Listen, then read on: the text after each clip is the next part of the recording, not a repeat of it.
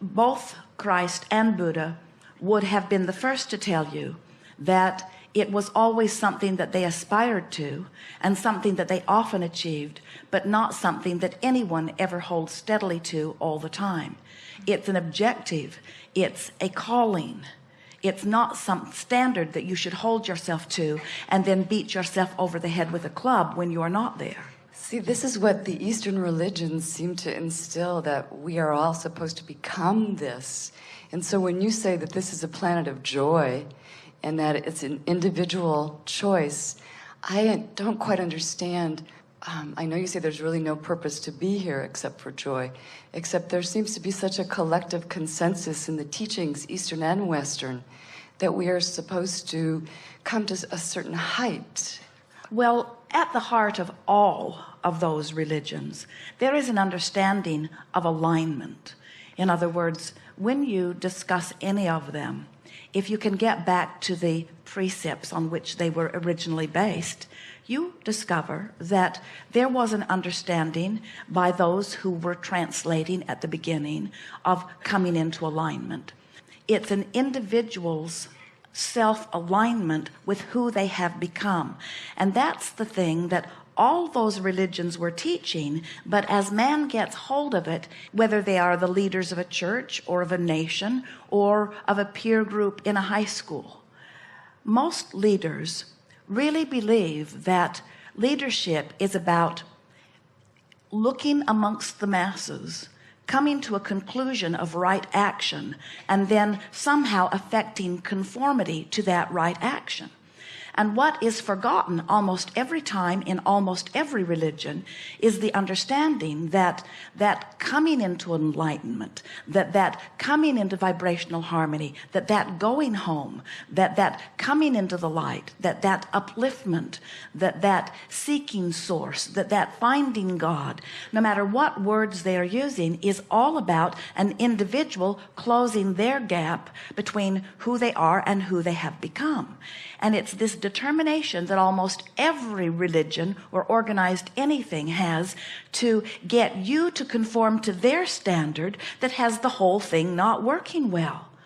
Don't you find it amazing that all of these supposedly enlightened people who are now trumpeting the leadership of all of these supposedly enlightened religions are using their disagreements with other religions as their basis for destruction of one another? Where do they find that in their scriptures or in the basis of that what they teach? There is a huge misunderstanding, and it goes like this. It says, I want to be good. Everyone has that at the heart of their request. I want to be good. Therefore, I must find the standard that is good, and then I will do my best to conform to that. And that's where they all go wrong, because they are saying there is a standard, instead of understanding that if there are billions of people on the planet, that there are billions of standards, because there were billions of intentions as you came forth, and there are billions of exposure to contrast as you've given birth, and there are billions of vibrational escrows that you're reaching for, and there are billions of individual emotional scales that you are turning in the direction of, and there are billions of gaps that are being closed. In other words, you are individually coming into alignment with your source. It's not a source that someone outside of you has assigned to you. When somebody says, for you to be good, you need to meet these requirements that I have established here, we say there is something screwy in their understanding, because right away they are taking your guidance outside of you and they are trying to control your guidance. They're saying, I hold the keys to your enlightenment, to your upliftment, to your well-being, to your connection with God. You need me. Every religion, without exception, has lost their way on that, because they have stepped outside of their individual understanding of who they are. It is our promise to you that you did not come forth into this leading edge time-space reality with the attitude that said, I'll go forth and I will find the right way, and I will lead others to the right way. Instead, you said, I'll go forth and I will conclude what is best for me. and the source within me will become it and call me toward it. And when I go, I'll feel really good. That is enlightenment. Now I am an example of someone tuned in, tapped in, turned on. I am an example of someone offering a singular, non-resisted signal. So my power of influence is huge. But what I am influencing toward is not doing as I do and thinking as I think. What my example of enlightenment is about is my example of alignment. You did not come forth as teachers to tell others what they should create. You came forth to demonstrate through the power of your example how to create. They are the creator of their own experience, and they get to choose. And when you look into any environment that has any form of disruption, whether it is a rebellious 5-year-old, whether it is a rebellious teenager, whether it is a spouse rebelling in marriage, whether it is an employee rebelling under the discomfort of an employer, whether it is a nation unhappy with irrational leadership, whether it is world disruption based upon things going wrong, in every single case, what is at the heart of the rebellion is a natural, personal awareness that you're not the boss of me. A natural, personal awareness that there's a vibrational escrow that's calling me, and when I listen to your call, I'm always off my path.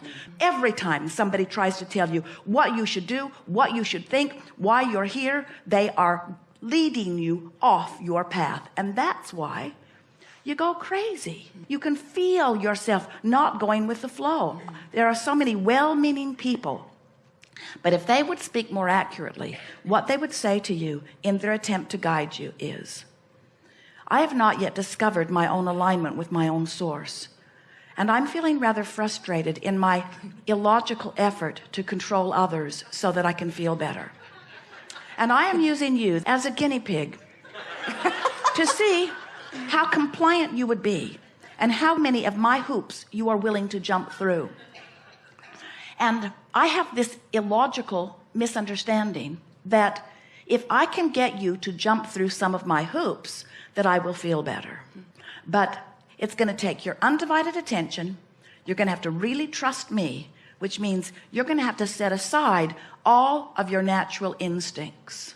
So you're going to have to, from this moment forward, forget that if it feels good, it is. And you have to start believing that if it feels good, you're being led down the wrong path, and that if it feels bad, you're on the right path. You have that one? And then you have to understand that nothing that is worthwhile is easy. There is no stream of well-being. There is no source. You are not worthy. You are here as unworthy beings. And so any of your natural instincts are wrong. Set them all aside.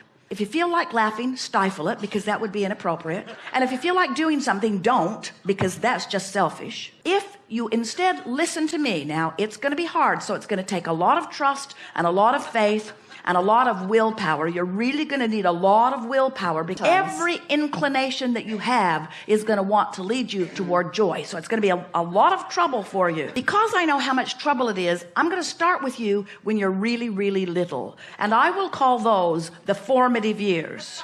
Those are the years when you defy your natural instinct for joy, and instead you do everything that's illogical. I'm going to smile when I don't mean it. I'm going to pretend that I feel good when I don't, so that you learn to mimic my actions with no guidance whatsoever coming forth from within. And if I can train you appropriately, then we'll have world peace. We will have defied all of your natural instincts. We will have defied your reason for being. We will be defying everything that you are, but let's go for it.